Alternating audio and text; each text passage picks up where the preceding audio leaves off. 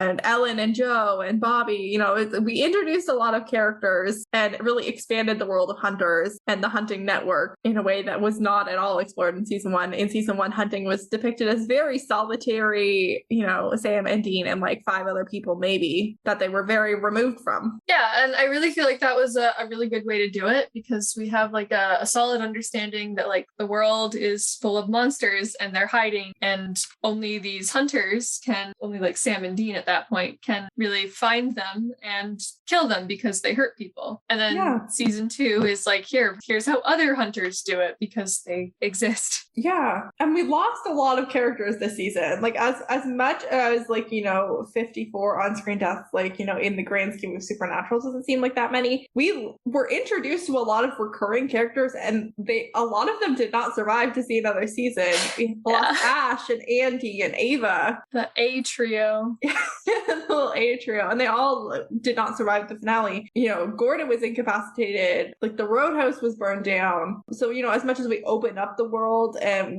we had some recurring characters, a lot of them, you know, didn't make it. Or at least if they survived, their circumstances changed dramatically. And there's some characters in there that like we would have liked to have seen more of, clearly, but that would ordinarily, I think, be characters that we would see more of. Like Ava could have been developed into a recurring villain with very little additional effort. Yeah, I think we had a whole discussion about that. I believe we did.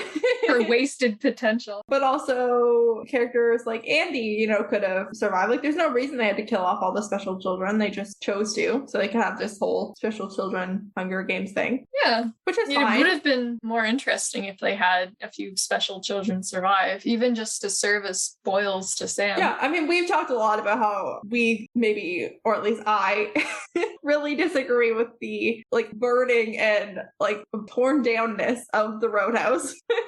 I disagree with it too. Of the Roadhouse. But also Ash, like Ash could have been a character that they called up from time to time for help to, you know, speed things along in episodes. And a lot of shows would have kept Ash around and didn't. I know you haven't seen the X-Files, but he could have been like the lone gunman. They were these like trio of like very smart weirdos that Mulder was friends with, and he called on them to help with things like surveillance and hacking into government networks, and Ash could have been like that. I do wonder if Chad Lindbergh maybe was unavailable to film season 3, and if that was a factor. I have no idea. Just because a lot of Ash's ability to research and stuff goes to like, it's kind of split between like Sam and Bobby.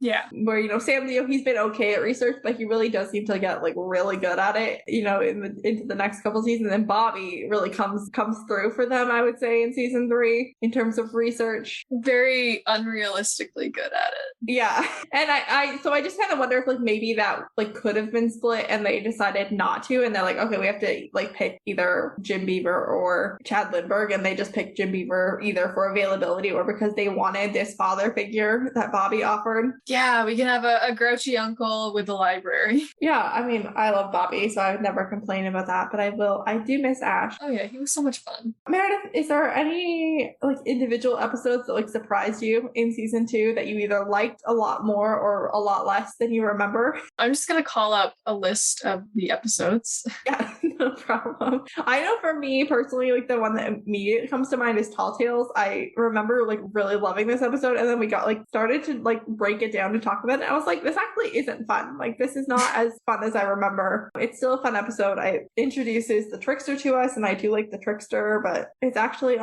in reflection, not my favorite episode. Yeah, some of the pranks are just unnecessarily cruel. Yeah, you know, I don't even like not cruel pranks to begin with, so. Same. I'm not really a prankster. Yeah, I'm gonna say Houses of the Holy, because I remembered enjoying it, but I didn't realize just how much I enjoyed it until we started discussing it. Yeah, I've always been weirdly drawn to that episode. Yeah, it's really good. But I did really enjoy it. Like, it is one of the only ones, like, out of, like, the, like, last, like, few episodes of the season that, like, was in, like, the 9s on my ranking, and because it is so good, and because we had such a good discussion about it as well, like, that did impact my decision to rate it at a 9.5.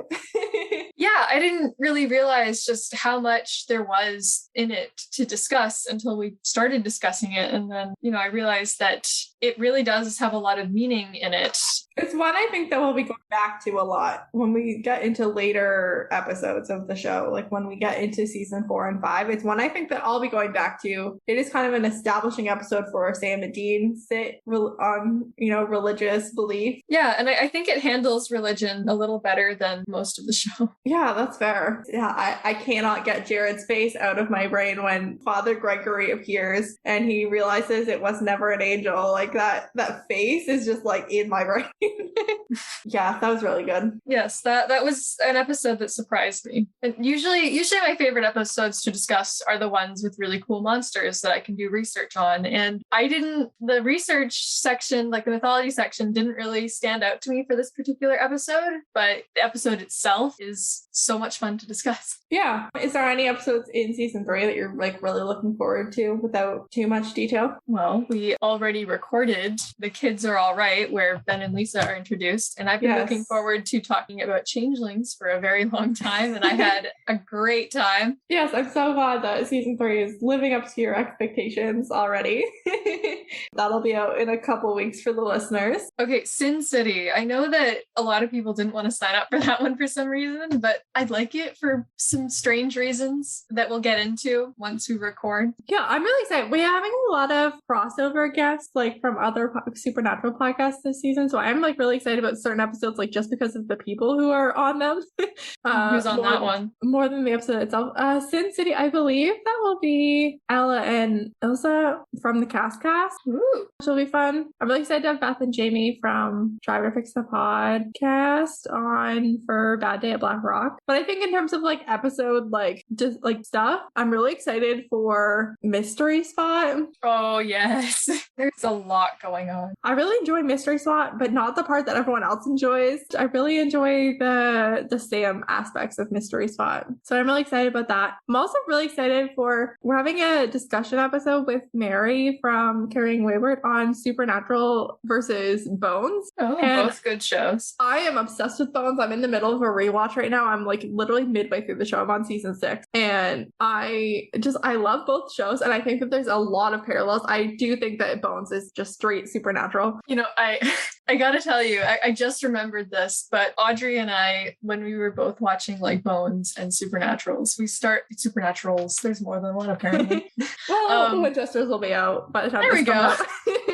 But yeah, when we were both watching Bones and Supernatural, we started like jokingly headcanoning that they were like set in the same universe because so many actors from Supernatural were also on Bones. There is a good amount of crossover in that respect. We thought, wouldn't it be hilarious if they were the same people? So, and then Bones occasionally has some very light, like supernatural aspects to it. Yes, it does. So it's a headcanon that surprisingly works well. Bones is kind of like how I imagine like the rest of the people in the supernatural universe who like never actually come in contact with the supernatural like live their lives. Like they all live in a universe where the supernatural exists, but it doesn't really affect them. And that is kind of how I view Bones. Yeah. It does exist in a weird spot where it's like hard science and then occasionally they do something supernatural. That's actually not my favorite aspect of Bones, but yeah, Ruth and Brennan are just like the straight version of Destiel. So I love them. They're so much fun. They're so good. I'm almost out of the slow burn era. I'm very excited to be out of it. Oh, finally. The thing that we never got out of was Supernatural. Yeah, that's its whole other bag of worms. But I am really excited for that just because I love both of those shows. But yeah, that's some stuff I'm looking forward to. Is there anything else about season 2 or season 3 that you want to talk about? Not particularly. I didn't really think about it. I just assumed you would have a whole list of stuff, and you did. I did. Okay, so then podcast updates. Let's talk about some things that are going to be new. Okay. So we have some new segments. One is Name That Episode, which is renaming the episodes as though they are Friends titles. So with the theme of the one with this thing, or the one where this thing happens, or the one with this person. You know, that like how like the episodes of Friends are titled? Yep. Which is how most people refer to various episodes of Supernatural. So we're going to introduce a segment where the guests can give suggestions on what the title for that episode should be, and then Ed and KJ gets to make the final decision. When I upload the episodes, I get to make that call. And I will probably also have a suggestion as well, but that doesn't mean I'll go with my suggestion over everyone else's. Sometimes there are some really good suggestions. Yeah, I'm just excited for other people to have better suggestions than me. And our other new segment is going to be the firing squad, which is the segment where I can yell about people who didn't perform their jobs correctly, be it police officers not securing crime scenes, security guards not watching monitors, doctors or nurses violating HIPAA. So if that was like your favorite thing ever that KJ does, now there's a whole segment for it. Yeah, just people not performing their jobs correctly and should be fired as a result. Go off, KJ. Yeah. Something that I had to do over the last 2 seasons was really like let go of a sense of competition with other podcasts. There's so many other podcasts, and I did immediately befriend so many of them, but I've always been a person where I want to be the very best and I want to be the the expert in the room on things. And so like no one ever was. the instinct is to be competitive, and that has really actually not been my experience with this podcast at all. I have only found good friends in the supernatural podcasting community. You know, there are some really big ones and some really small ones and some new ones that have come up since we started, and so I've really like let go of that sense and really just like leaned into us all being part of a community, and it's been so delightful and so wonderful, and like I've really made some like good close friends. Right? Because like why would you compete when you're all united by your love of this thing? Yes, exactly. Like this is the ideal thing. This is me walking into a party and everybody knows about my special niche interest. It's like we have it too. And it's everyone else's special niche interest. So I wanted to, in that spirit, shout out some of my fellow podcasts. So I have a list of 20 podcasts about supernatural and 2 other podcasts about the Winchesters. So in alphabetical order, because there is no way to order them by any other like ranking way. There's no way to rank them against one another. They are all so different. Oh yeah, apples to oranges. Yeah. Back on the Hunt podcast, Busty Asian Beauties, a supernatural podcast, the Cast, Driver Picks the Podcast, Escaping Purgatory, The Fangirl Business, It's Funnier and Enochian, Ghost Facers, Making Up As We Go, a Destiel fanfiction anthology podcast, Malik Radio, Mensch of Letters, Mixtape Book Club podcast, Monster of the Week, Mystery Spotcast, On the Road with Supernatural, Raising Perdition, Saving People Queering Things, Season 14, Time for a Podcast, We Will Talk About It podcast, Word of God cast, and for the Winchesters, we have On the Road Again, the prequel at the end of the book, and of course, my other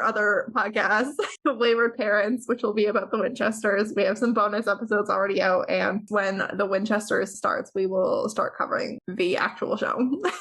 And I bet it's going to be a trip. Yes, it is me and Abigail and Alina from Saving People Queering Things and Beth from Driver Picks the Podcast. We've all banded together to make this happen, and it's been so fun to record so far. I'm really excited about it. I'm really excited to be covering season 3. I was hoping that we would be into season 4 by the time the Winchesters started, but the Winchesters came out like a full year before I was expecting it. They really pulled that production through much more quickly than I anticipated. There's got to be at least one person in this fandom who's like really obsessed with all the people on that podcast, and it's just like, finally, it's like the Avengers. They're all uniting. That was kind of my plan for season 3. It's why I wanted to have people from so many of those podcasts I just listed come on as guests, was I wanted it to be like the Avengers. I want us to have those people on because those people also love the thing that we love, and you know, we all have a common goal of talking about it, and like a weird amount of us are queer. I want to just like cross it over. I want some like Marvel Cinematic Universe level crossover.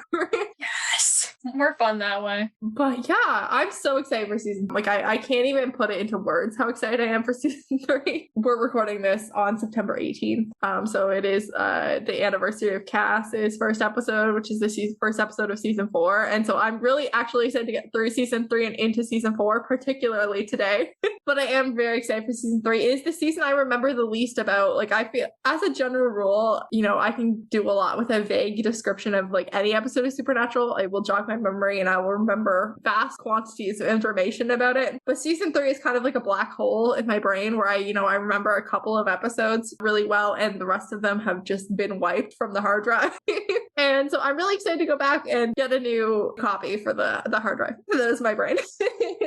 Yeah, and make some new memories memories about some new memories about some of the episodes I do remember. But yeah, I think that's it for this week. So thank you so much to our guests for their thoughts and feelings and passions over this season. Actually, no, that's what I want to do. I wanted to list all of our guests because I remember I did that last season. So we obviously, Meredith, every week, thank you so much for being here. You're welcome. I am a delight. And I also want to thank Emmy, Jordan, Audrey, Francis, Vale, Jen, Moira, Rivera, Abigail,